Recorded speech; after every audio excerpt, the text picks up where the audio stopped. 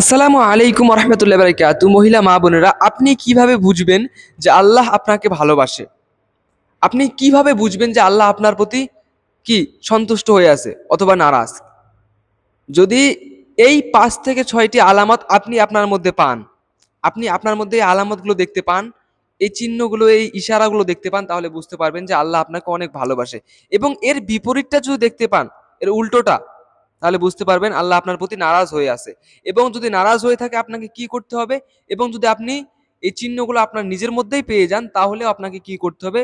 ভিডিওর শেষে এটা থাকতেছে, তার আগে বলবো যে কোন কোন আলামতগুলো দেখলে বুঝতে পারবেন যে আল্লাহ আপনাকে মহাব্বত করে, আল্লাহ আপনাকে ভালোবাসে। দেখো, ভিডিওটি শেষ পর্যন্ত দেখে যাবে। ভিডিওর মাঝে এরকম কিছু কথা থাকে যেগুলো তোমরা ছেড়ে দাও। সবার প্রথম, এটা হচ্ছে মিসাল, হাদিস থেকে, কোরআন থেকে, কিয়াস থেকে, সব জায়গায় এটা মিসাল, যে একটা মানুষের কাছে ইমান আছে কিনা, অর্থাৎ সে আল্লাহকে এখনো পর্যন্ত বিশ্বাস করে কিনা, এটা কিভাবে বুঝবে? এটা নারী পুরুষ না, সবার ক্ষেত্রে, তবে মহিলাদের ক্ষেত্রে আমি বিশেষ করে বলতেছি। মা বোনেরা, আপনি কিভাবে বুঝবেন যে আপনার ভিতরে ইমান আছে কিনা?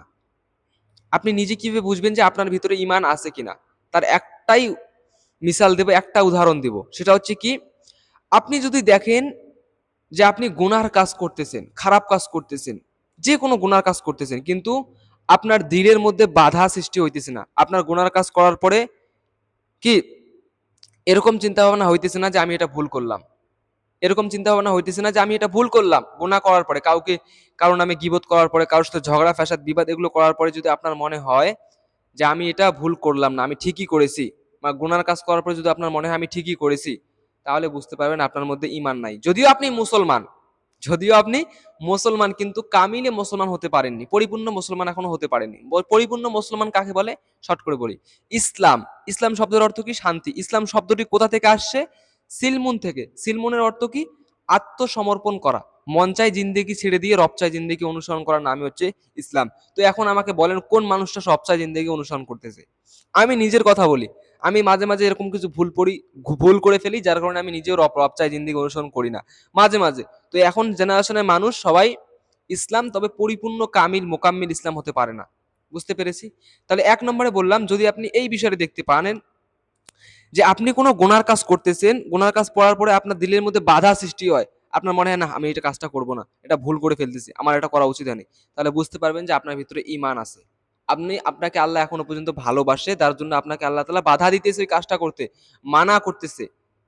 এটা যদি দেখতে পান, তাহলে বুঝতে পারবেন আর আপনার মধ্যে এখনো পর্যন্ত ঈমান আছে।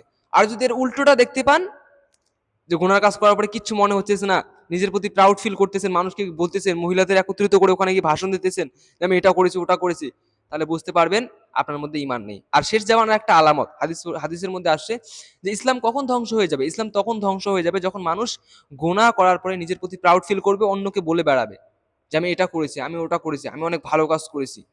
এরকম যখন বলবে মানুষ, তখন ইসলাম ধ্বংস হয়ে যাবে। এটাই হচ্ছে শেষ জামানার আলামত। আর এখন অনেক মহিলা, অনেক পুরুষও এরকম অনেক কাজ করে। জেনা করা, জেনা করে এসে তার বান্ধবী বা তার বন্ধু বান্ধবদের বলে বেড়ায় যে আমি ওর সাথে গিয়ে জেনা করেছি, আমি ওখানে গিয়ে গুনাহ করেছি। তো আমি ওগুলো বিষয়ে যাব না। সবার প্রথম 1 নম্বর, যদি আপনি এই ইশারাটা দেখতে পারেন, তাহলে বুঝতে পারবেন আপনাকে আল্লাহ ভালোবাসে। যদি আপনি কোনো গুনাহ করার সময় আপনার দিলের মধ্যে বাধা সৃষ্টি হয়। দ্বিতীয়তে, যদি আপনি নামাজ পড়েন না, রোজা রাখেন না, হজ করেন না, জাকাত দেন না, কিচ্ছু করেন না, কোনো আমল করেন না, কিন্তু আপনার আল্লাহর প্রতি বিশ্বাস আছে, তারপরেও যখনই আজান দেয়, অথবা যে কোনো ইসলামিক আমলের কথা আপনার সামনে বলা হয়, আপনার মনে কু ডাকে, আপনার চোখে জল চলে আসে। বুঝতে পারেনি? যদি আপনি আজান শোনেন, কিছু কিছু মানুষ আমি অনেক দেখেছি যারা নামাজ পড়ে না, কিন্তু হাকিকতে ওদের দিলটা অনেক পরিষ্কার হয়। আজান শুনলে ওদের চিন্তা ভাবনা শুরু হয়ে যায়, বাট আমি কেন নামাজ পড়ি না, আল্লাহ আমাকে কি করবে, কবরে আমাদের কি হবে, এরকম যদি চিন্তা ভাবনা আপনি দেখতে পারেন, তাহলে বুঝতে পারবেন যে আল্লাহ আপনাকে এখনো ভালোবাসে, আপনাকে এখনো সতর্ক করে দিচ্ছে। অর্থাৎ এখান থেকে বোঝা যায় যে নামাজের প্রতি আপনার, বা যে কোনো আমলের প্রতি একটা আকর্ষণ থাকে, তাহলে বুঝতে পারবেন যে আপনাকে আল্লাহ তাআলা ভালোবাসে। বুঝতে পেরেছেন? আপনাকে আল্লাহ তাআলা ভালোবাসে যদি আপনার নামাজের মধ্যে কি আকর্ষণ থাকে। যে নামাজ পড়েন না, হাকিকতে আপনি আসলে নামাজ পড়েন না, কিন্তু আজান শুনলে আপনার মনটা কু ডাকে যে আমি নামাজ পড়বো না, কি শাস্তি হবে কবরে। এগুলো হচ্ছে আল্লাহর তরফ থেকে আপনাকে সিগন্যাল দিতেছে, এখনো পর্যন্ত মৃত্যুবরণ করেননি বলে আপনাকে হুঁশিয়ার করে দিচ্ছে যে তোমার হাতে এখনো পর্যন্ত সময় আছে, তুমি আমার রাস্তায় ফিরে আসো। বুঝতে পেরেছি? এটা হচ্ছে 2 নম্বর ইশারা। 3 নম্বরে কি? 3 নম্বর হচ্ছে, যদি আপনি আপনার স্বামীর সাথে ভালো ব্যবহার করেন, আপনার স্বামীকে আপনার কষ্ট দিতে ভালো লাগে না, ফালতু কথা বলতে ভালো লাগে না, সবসময় মহাব্বতের সহিত কথা বলেন, এটা একটা বিশেষ আলামত যে আল্লাহ তাআলা আপনাকে ভালোবাসে। এবং এই যে আলামতটা আছে, এই যে স্বামীকে ভালোবাসা বা স্বামীর কৃতজ্ঞতা আদায় করা, এই আলামতটার কারণে, এই চিহ্নটার কারণে, এই ইশারাটার কারণে অসংখ্য মহিলা জাহান্নামে যাবে। শর্ট করে একটা হাদিস দিই। আল্লাহ রাসূল সাল্লাল্লাহু আলাইহি সাল্লাম যখন মেরাজে গেলেন, মেরাজে যাওয়ার পরে অধিকাংশ নারীকে জাহান্নামে দেখলেন। দেখার পরে ফেরেশতাদের জিজ্ঞাসা করলেন যে অধিকাংশ নারীরাই জাহান্নামে কেন?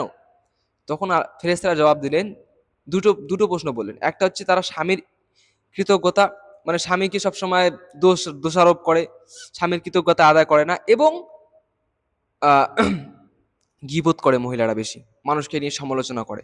এই দুটি গুণার কারণে অধিকাংশ মহিলা জাহান্নামে যায়। তো যদি আপনি এটা দেখতে পান যে আপনি আপনার স্বামীকে অনেক মহব্বত করেন, ভালোবাসেন, এবং আপনার স্বামীও আপনাকে ভালোবাসে, স্বামী স্ত্রী মহব্বত থাকে, তাহলে বুঝতে পারবেন যে আল্লাহ আপনাকে ভালোবাসে। এখনো পর্যন্ত আপনার সংসারে, আপনার জীবনে রহমত বরকত দিয়ে আল্লাহ তাআলা ভরিয়ে দিয়েছে। বুঝতে পেরেছেন? তারপরে 4 নম্বরে যে ইশারাটার কথা বলবো, এটা, এগুলো খুব গুরুত্বপূর্ণ। এগুলো এমনি এমনি বলতেছি, আপনি এরকম না, এগুলো হাদিস কোরআন মিলিয়ে মিলিয়ে আপনি দেখবেন এগুলোই বলা হয়েছে নারীদেরকে। সেটা হলো কি, আপনার যদি দিলটা মোত্তাকি হয়ে থাকে, মোত্তাকি বলতে কি, এখন আল্লাহ তাআলা কোরআনের মধ্যে বলছে, ইন্নাল মুত্তাকিনা ফি জান্নাতিন নাঈম, যারা মোত্তাকি, যারা পরহেজগার, যারা দয়ালু, তারা অবশ্যই জান্নাতের মধ্যে যাবে, জান্নাতের বাগানের মধ্যে। এবার মোত্তাকি মানে কি এবং কিভাবে মোত্তাকি হওয়া যায়? আপনি যদি দেখেন, আপনি সবসময় মানুষের ভালো চিন্তা ভাবনা করেন, আপনি নারী হয়ে কখনো মানুষের খারাপ চিন্তা ভাবনা করেন না, অথবা মানুষ আপনার বাসায় আসলে সবসময় সাহায্য করেন, সবসময় মানুষের পাশে দাঁড়ান অসহায় সময়, মানুষের সাথে ঝগড়া ফ্যাসাদ লেগে গেলে তাড়াতাড়ি গিয়ে তার সাথে মিশে যান, মানুষের সাথে ঝগড়া ফ্যাসাদ বিবাদ লেগে গেলে তাড়াতাড়ি গিয়ে তার সাথে মিশে যান, তাহলে বুঝতে পারবেন আল্লাহ আপনাকে ভালোবাসে। আর কিছু কিছু মহিলা আছে দেখবে মানুষের সাথে সবসময় ঝগড়া ফ্যাসাদ বিবাদ এগুলো সৃষ্টি করে লাগে, যে কিভাবে ওর সাথে ঝগড়া লাগানো যাবে, ঝগড়া লাগলেই ওকে এরকম এরকম কথা বলবো যে ও 14 গোষ্ঠী মনে রাখবে, এরকম চিন্তা থাকে না? অনেক মহিলা এরকম থাকে যে ওর সাথে আমার কোনোভাবেই বিবাদ সৃষ্টি হয়ে গেলে ওকে এরকম এরকম কথা বলবো, 14 গোষ্ঠী মনে রাখবে। এগুলো হচ্ছে, এদেরকে কখনো আল্লাহ মহাব্বত করে না। এই সমস্ত মহিলার উপর আল্লাহ তাআলা অনেক নারাজ হয়ে থাকে। আর যদি আপনি যে, আমি যে আলামতটা বললাম, যে চিহ্নটা বললাম, এই ইশারাটা যদি আপনি আপনার মধ্যে পেয়ে থাকেন, যে আপনার দিলটা মুত্তাকি, সবসময় মানুষের সাথে ভালোভাবে কথা বলেন, মানুষের সাথে ভালো ব্যবহার করেন, এবং মানুষের ভালো চিন্তা ভাবনা করেন, মানুষকে দান দেন, সমস্ত কিছু করেন, তাহলে বুঝতে পারবেন কি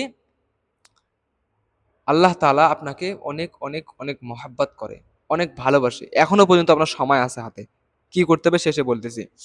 5 নম্বরে যে ইশারাটির কথা বলবো সেটি হলো কি, যদি আপনি যে কোনো আমল করেন, ধরেন আপনি নামাজ পড়েন অথবা রোজা রাখেন, যে কোনো আমল করেন, এভরিথিং ইসলামিক, যদি আপনার এরকম মনে হয়, আজান দিল, আজান দিল, আজান দেওয়ার সঙ্গে সঙ্গে যদি আপনার গায়ের মধ্যে এরকম বাজনা শুরু হয়ে যায়, আমাকে এখনই নামাজটা পড়তে হবে, আমাকে এখনই নামাজটা পড়তে হবে, আমার হাতে বেশি সময় নেই, আজান দিয়ে দিয়েছে, আল্লাহ ডাকতেছে, আমাকে নামাজ পড়তে হবে, এই চিহ্নটা যদি দেখতে পান, তাহলে বুঝতে পারবেন আল্লাহ আপনাকে অনেক অনেক ভালোবাসে।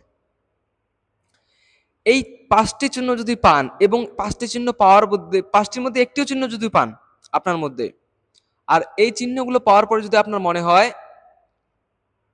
যে আমার এখন নামাজ, রোজা, হজ, জাকাত এগুলো শুরু করা উচিত, ফরজ ইবাদতগুলোর পাবন্দি করা উচিত, তাহলে যত তাড়াতাড়ি সম্ভব নামাজ, রোজা, হজ, জাকাত শুরু করে দিবেন। কেননা আল্লাহ আপনাকে বারবার হুঁশিয়ার করে দিতেছে, আপনার মুখের দিকে চেয়ে আছে যে কখন আপনি কি আল্লাহর রাস্তায় ফিরে আসবেন। আর যদি আপনি এই 5টি চিহ্নের মধ্যে সবগুলোর উল্টোটা পেয়ে যান, নেগেটিভটা পেয়ে যান, তাহলে বুঝতে পারেন আল্লাহ আপনার প্রতি নারাজ হয়ে আছে, এবং আপনি যত তাড়াতাড়ি সম্ভব আল্লাহর কাছে তওবা করবেন, আল্লাহর কাছে ক্ষমা চাইবেন, আল্লাহর কাছে পানাহ চাইবেন। দেখো, আল্লাহ বলে, বান্দা এবং বান্দি যত গুনাহগার হোক না কেন, সে যদি আমার কাছে এসে ক্ষমা চায়, সে যদি আমার কাছে তওবার মতো তওবা করে, আমি একটা সেকেন্ডও টাইম নেই না তাকে মাফ করে দেওয়ার জন্য। আর আল্লাহ তাআলা এটা বলেছে, আমার ইজ্জতের কসম, আল্লাহর ইজ্জতের কসম দিয়ে বলেছে আল্লাহ, যে তোমরা গুনাহ করেছো তো কি হয়েছে, তোমরা আসো আমার কাছে ক্ষমা চাও, আমি তোমাদের মুখের দিকে চেয়ে আছি, তোমরা কখন আসবে এবং আমার কাছে ক্ষমা চাইবে। তো আমরা ভাবি, আমরা অনেক নারীরা ভাবে যে আমি অনেক গুনাহ করে ফেলেছি, আমি অনেক গুনাহ করে ফেলেছি, আমি পরক্রিয়া করে ফেলেছি, জেনা করে ফেলেছি, বা যে কোনো গুনাহ, মানুষকে কষ্ট দেই, মানুষ, নামাজ কিচ্ছু আদায় করি না, সবসময় মানুষের সাথে দুর্ব্যবহার করি, এই গুনাহগুলোর কারণে অনেক মহিলা ভাবে যে আল্লাহ মনে হয় আমাকে আর ক্ষমা করবে না, আল্লাহ আমাকে হয়তোবা মাফ করে দেবে না। এগুলো হচ্ছে আপনার ভুল চিন্তা ভাবনা। আল্লাহ সবাইকে অবশ্যই মাফ করে দেবে। জাস্ট আপনি আল্লাহর কাছে যেয়ে দেখেন একবার। আল্লাহ আপনার দিকে মুখ চেয়ে তাকিয়ে আছে যে কখন আপনি আল্লাহর কাছে আসবেন, ক্ষমা চাইবেন এবং তওবা করবেন। আজকে এই পর্যন্ত মহিলা মা বোনেরা, অবশ্যই আমরা এই আমলগুলো করার চেষ্টা করব। আসসালামু আলাইকুম।